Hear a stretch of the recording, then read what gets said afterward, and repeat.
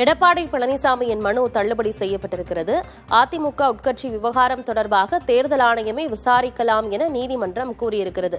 இதுகுறித்து பேசுவதற்காக ஓபிஎஸ் தரப்பின் திரு ரவீந்திரநாத் இணைப்பில் இருக்கிறார். சார் வணக்கம். வணக்கம்.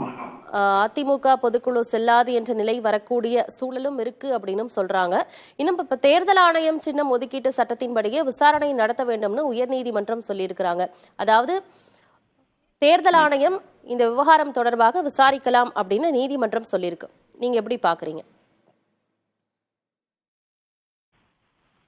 நாம மாண்புமிகு சென்னை உயர்நீதிமன்ற நீதிபதிகள் வழங்கிய இந்த தீர்ப்பு என்பது ஒரு மாபெரும் இயக்கம். அதாவது தமிழகத்தில் கிட்டத்தட்ட 35 ஆண்டு காலமாக தமிழக மக்களுக்காக பல நல்ல திட்டங்களை வழங்கிய அனைத்து இந்திய அண்ணா திராவிட முன்னேற்ற கழகம் புரட்சி தலைவரும் புரட்சி தலைவி அம்மா அவர்களும் அரும்பாடுபட்டு வளர்த்த இந்த இயக்கம் இன்னைக்கு ஒரு தனிநபர்களுடைய ஒரு சுயலாபத்திற்காக எந்த அளவிற்கு சென்றிருக்கின்றது, அதை ஒட்டுமொத்த தொண்டர்களுடைய உணர்வை, நியாயமான உணர்வை பிரதிபலிப்பதாக ஒரு நியாயமான ஒரு தீர்ப்பாக இந்த தீர்ப்பு வழங்கப்பட்டிருக்கின்றது என்பது என்னுடைய கருத்து.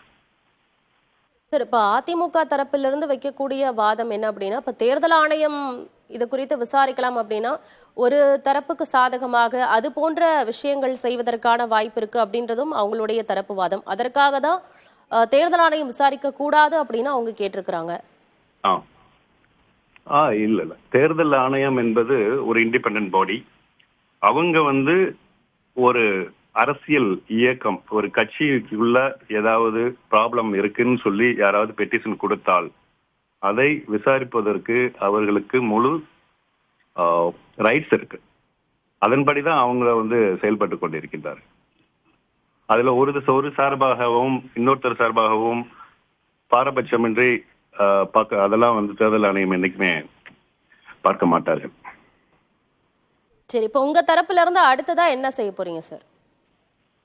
எங்கள் தரப்புல அதான் இப்ப தீர்ப்புப்படி தேர்தல் ஆணையம் என்ன உத்தரவிடுகின்றதோ விசாரணைக்கு அந்த விசாரணையில் எங்கள் தரப்பினுடைய நியாயமான கோரிக்கைகள் சட்டத்தின்படி நியாயமான எங்களுக்கு என்ன ரைட்ஸ் இருக்காது, அது தொண்டர்கள் 1.5 கோடி தொண்டர்களுடைய உரிமை, அதான் மெயினோட பாயிண்ட். எங்களுக்கு அந்த உரிமையை யாருனாலும் பொதுக்குழுவால் கூட அந்த உரிமையை பறிக்க முடியாது என்பதை எங்களுடைய ஆணித்தரமான, அதான் ஏடிஎம்கேயோட பைலா சொல்லுது.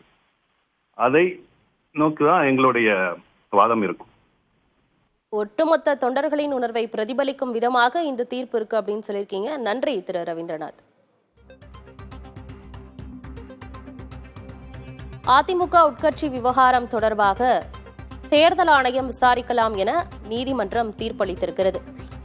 இது ஒட்டுமொத்த தொண்டர்களின் உணர்வை பிரதிபலிக்கும் வகையில் இந்த தீர்ப்பு இருப்பதாக ஓபிஎஸ் தரப்பின் ரவீந்திரநாத் இணைப்பில் பேசியிருக்கிறார். மேலும் தேர்தல் ஆணையத்தின் விசாரணையில் எங்கள் தரப்பின் கோரிக்கையை வைப்போம் என்றும் கூறியிருக்கிறார்.